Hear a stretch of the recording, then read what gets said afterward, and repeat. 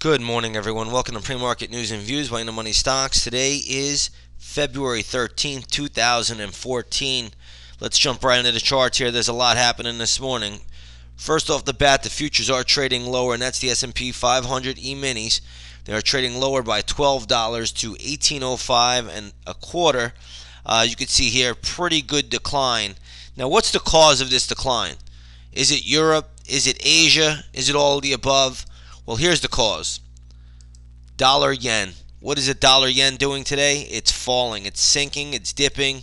Any way you want to slice it or dice it, it's moving lower.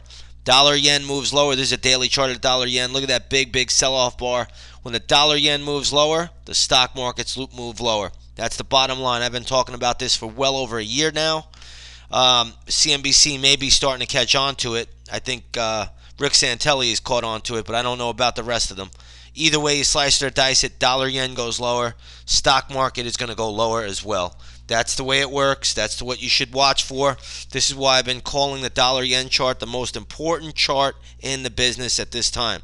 There'll be a point where this correlation doesn't work anymore, but right now it's so good. It works so often. It's so exact.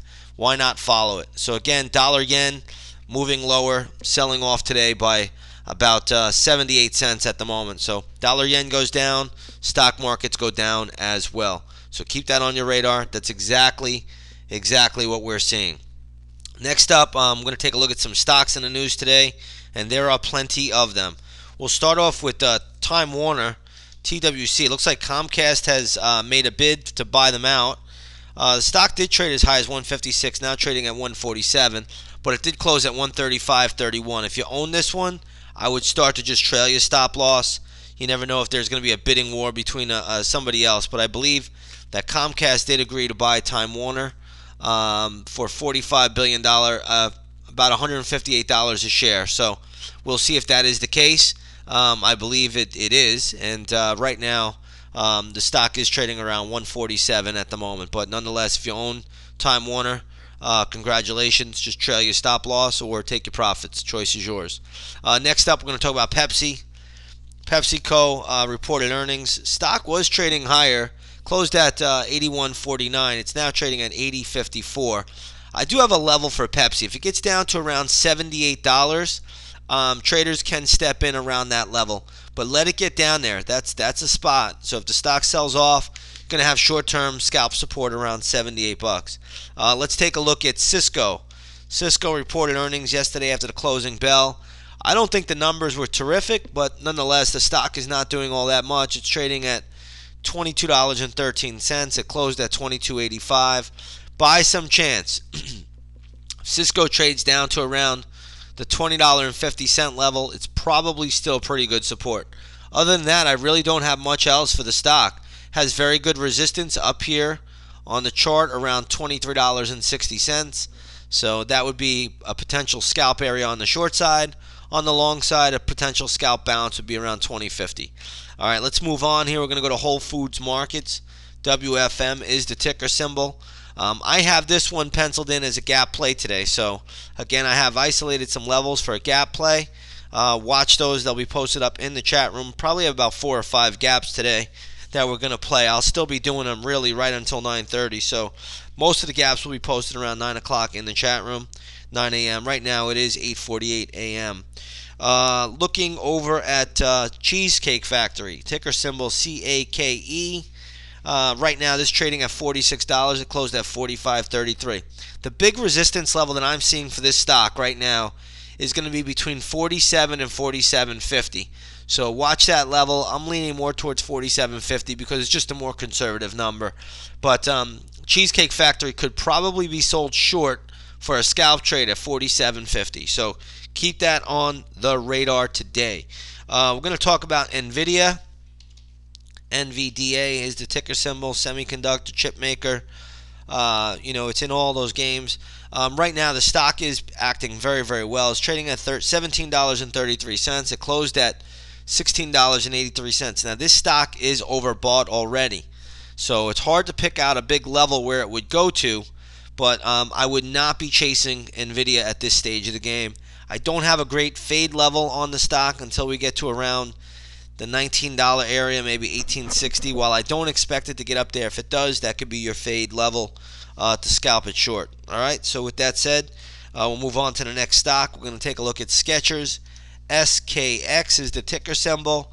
Right now, the stock is holding up pretty well. It closed at $29.98. Currently, it's trading at $34.25. So great move on Skechers today. If it could get above the 35 level, believe it or not, it has more upside to go. So I would leave this one alone. It's overbought. Do not jump on board this stock now. It is overbought. You do not want it now. If you own it, start to trail your stop immediately. Your maximum upside, in my opinion, is around $36.90, maybe $37. I'm not even sure. I don't even think it's going to get there. But hey, you never know. It's a light volume equity.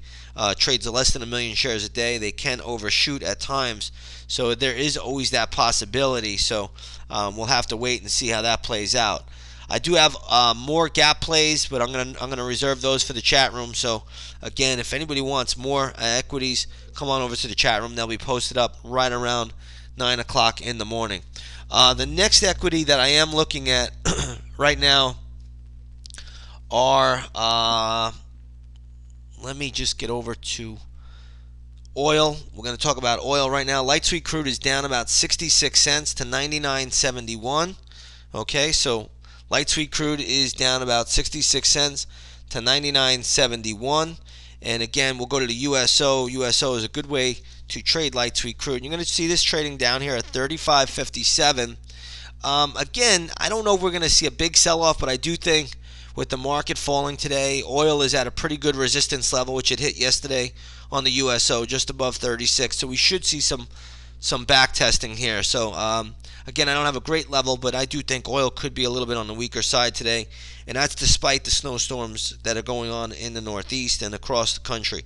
All right, let's take a look at gold this morning. Gold is trading down $1.20. A little bit of a surprise to see gold down with the dollar-yen down, but I'm going to go to the GLD chart, which is a good proxy for gold. And what you're going to see here is that while it's down a little bit, it's still higher than where it closed. So the GLD is up.